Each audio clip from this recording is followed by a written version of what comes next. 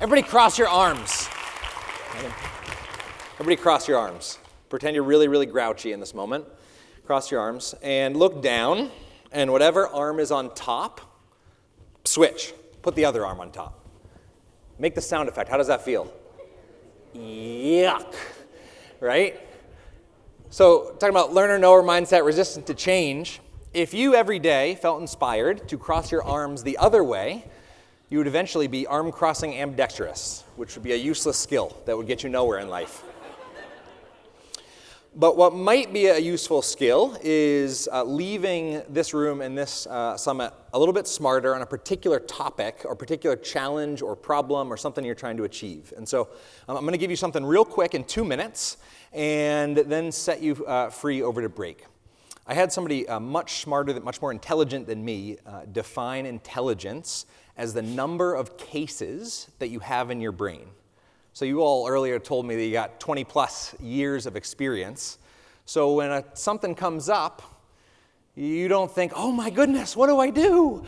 You're like, I remember this time when this happened. So a teacher who's taught for 35 years, who has a student that's disruptive, he or she is not panicked about whatever that is. We can just actually pull into our archives and pull it out. So what I want to do is give you a trick to collect a bunch of cases, which I love the fact that cases, this is beautiful. When you walk out of here, I'm going to give you a trick to collect a bunch of cases that hopefully address a very personalized, specific challenge or problem that you have. Now, I don't know what that is, so I need you to take 5 seconds and think about something that is annoying you right now at work, although it could be at home too. Something that is annoying you. Or if you're problem-free right now, think about something you're actually trying to achieve, something you're trying to accomplish, something you're driving toward. And now what I want you to do is turn that into a question. And if it would help you, actually write it down.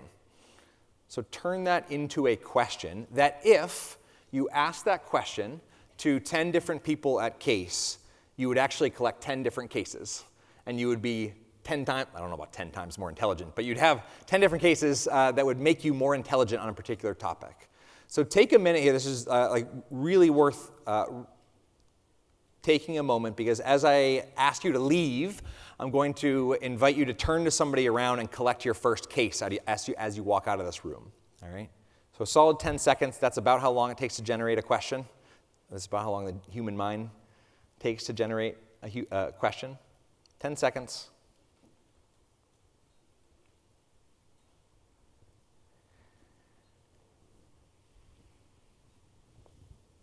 And if you're struggling to come up with one, these questions that are still sitting on your tables, we're not collecting those. You can feel free to steal them.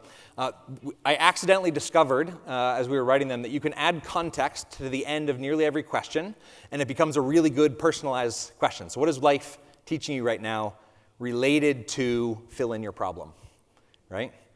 What is one of your favorite stories about fill in your problem challenge, right? So what I would love to do, again, I don't know what it is about applause. I always got to mess with applause. So what I would love for everybody to do is go ahead and stand up. You can uncross your arms if you've been staying there for the last 3 minutes. And as you exit into the hallway, into conversations with each other, go ahead and pair up with somebody and just ask them the question and imagine that they are the absolute smartest person in the room. I had lunch with John Mackey, the co-founder of Whole Foods once, and he said to me, what if you walked through life imagining that everybody else was enlightened except for you? So the person that cuts you off on the highway is enlightened, and they're there in that moment just to teach you patience. Right? So as you ask your question to somebody as you're walking out, imagine that they are enlightened. And if you're answering the question, pretend to be enlightened. All right?